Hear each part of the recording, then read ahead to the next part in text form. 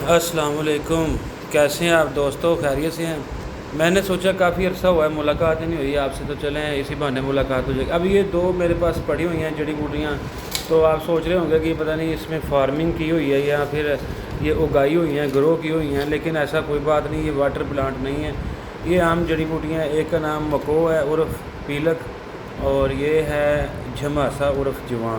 तो ये बेसिकली है जिगर के लिए, और इसको हाँ इसलिए भिगोया हुआ है क्योंकि इसको, अगर आपने हैरी पॉटर देखी है, पता नहीं उसका कौन सा पार्ट है, तो उसमें होता है वो क्या काढ़ा ट्रीटमेंट। तो ये किसी भी जड़ी बूटी को कंज्यूम करने का बेस्ट तरीका है कि आप उसको पानी में भिगो दें और उसका काढ़ा बनाएं, ठीक है, और काढ़ा पिएँ, ये बेस्ट है। तो ये झुमासा जिगर के लिए होती है, लेकिन इंतहाई ठंडी। ये मको भी जिगर के लिए होती है, लेकिन ठंडी इतनी ज़्यादा नहीं होती।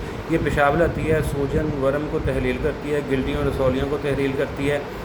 और ये जो है ये बहुत सर्द है, और नहायत सर्द होने की वजह से ये मतलब ज़कावत हिस्स और जरियान और एहतलाम वगैरह को, और इसके अलावा ये यरकान का तो खैर बिल्कुल बहुत बड़ा दुश्मन है, और ये इतनी इफ़ेक्टिव नहीं है यरकान के मामले में, लेकिन फिर भी ये जो है जिगर को फ़ायदा इसलिए करती है कि जिसके सूदे जमा हो जाते हैं जिगर में, जिनको सूजन और पड़ जाती है, स्वेलिंग हो जाती है, हाथ पाँव फूल जाते हैं वगैरह वगैरह, तो उनके लिए है।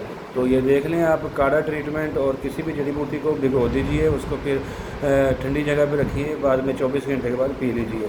तो ये बेस्ट तरीका है जड़ी बूटियों को कंज्यूम करने का, ठीक है जी। तो उम्मीद है कि आपको ये थोड़ा सा टच पसंद आया होगा। ये मको जड़ी बूटी है, आप इसका मज़ीद एनालाइज़ करना चाहें तो कर सकते हैं, ठीक है जी। ये इसके पत्ते हैं मको के, और आम चीज़ है, इसका अरके मको भी मिल जाता है वैसे, लेकिन ये सबसे बेस्ट चीज़ है, ये सबसे बेस्ट अरक है जो हम इस वक्त पीने लगे हैं।